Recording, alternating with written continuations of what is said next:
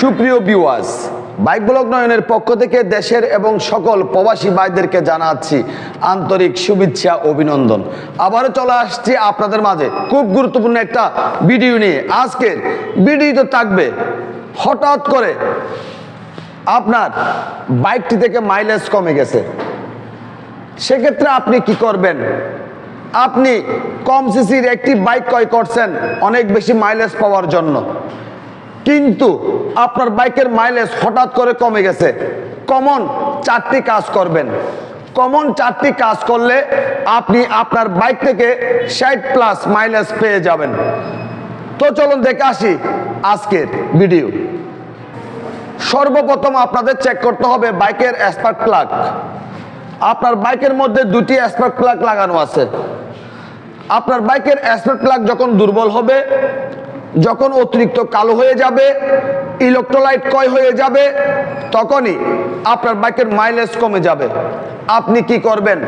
আপনার বাইকের মাইলেজ অনেক বেশি পাওয়ার জন্য অবশ্যই আপনার নিকটস্থ আপনার বাইকের সার্ভিস সেন্টার থেকে স্পার্ক প্লাগ পরিবর্তন করে নেবেন এবং স্পার্ক প্লাগের গ্যাপ রাখবেন 0.7 থেকে 0.8 mm এর ভিতর।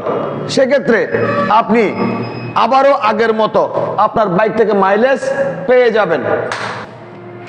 তারপর যে বিষয়টি আপনাদের দেখতে হবে সেটি হচ্ছে আপনার বাইকের এয়ার ফিল্টার এবং সাইড ফিল্টার। এয়ার ফিল্টার এবং সাইড ফিল্টার যদি ময়লা হয়ে যায়, যদি নষ্ট হয়ে যায়, সেক্ষেত্রে বাইকের মাইলেজ ড্রপ করবে। কারণ এয়ার ফিল্টার ফোম দিয়ে পরিষ্কার অক্সিজেন কম্বাসন চেম্বারের মধ্যে পৌঁছানো হয় কার্বোরেটরের মাধ্যমে। এখন আপনার বাইকের এয়ার ফিল্টার এবং সাইড ফিল্টার এই দুটি ফোম অতিরিক্ত ময়লা বা নষ্ট হয়ে গেছে। যদি ময়লা হয়, সেক্ষেত্রে কেরোসিন তেল দিয়ে পরিষ্কার করে হালকা একটু ইঞ্জিন অয়েল দিয়ে আবার লাগিয়ে দিবেন। আর দেখতেছেন এটা খুব পুরাতন একটি ফোম এবং ফোমটি পরিষ্কার করলে আর চলবে না, এটা পরিবর্তন করতে হবে। সেক্ষেত্রে আপনার নিকটস্থ সার্ভিস সেন্টার থেকে আপনার বাইকের এয়ার ফিল্টার এবং সাইড ফিল্টারটি পরিবর্তন করে নেবেন। সেক্ষেত্রে আপনি আপনার বাইক থেকে আবারও আগের মতো মাইলেজ পেয়ে যাবেন। তারপর যে কাজটি আপনাদের করতে হবে সেটি হচ্ছে আপনার বাইকের ইঞ্জিন। আপনার বাইকের ইঞ্জিনের মধ্যে, ইঞ্জিন হেডের মধ্যে লাগানো আছে ইনটেক বাল্ব আর এক্সজস্ট বাল্ব, এবং উপরে লাগানো আছে লোকারাম। ইনটেক বাল্বের এবং লোকারামের মাঝখানে যে গ্যাপটি থাকে সেই গ্যাপটির নাম হচ্ছে টেফিট। সঠিক নিয়মে টেফিট অ্যাডজাস্ট করতে হবে। আপনার বাইকের টেফিট যদি সঠিক নিয়মে অ্যাডজাস্ট করাতে পারেন, সেক্ষেত্রে আপনি আপনার বাইক থেকে অনেক বেশি মাইলেজ পেয়ে যাবেন এবং বাইক চালিয়ে অনেক বেশি মজা পাবেন। আপনার বাইকের ইনটেক বাল্বের মাপ রাখবেন 0.05 mm আর এক্সজস্ট বাল্বের মাপ রাখবেন 0.10 mm।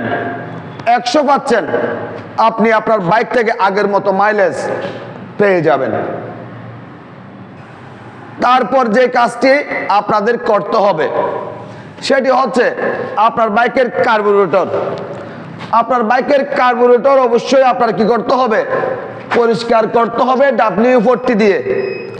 সেক্ষেত্রে আপনার বাইকের কার্বোরেটর খুব সুন্দর মতো পরিষ্কার হবে। আপনার বাইকের কার্বোরেটর পরিষ্কার করার জন্য অবশ্যই একজন ভালো মেকানিক লাগবে। ভালো মেকানিক না হলে হিতে বিপরীত হবে। আপনার বাইকের কার্বোরেটর অবশ্যই WD-40 দিয়ে ভালো মেকানিক দিয়ে পরিষ্কার করে নেবেন এবং আপনার বাইকের BCS স্প্রুক অ্যাডজাস্ট করতে হবে। 1.5 সুরিতে রাখবেন, 2 সুরিতে রাখবেন, 2.5 সুরিতে রাখবেন।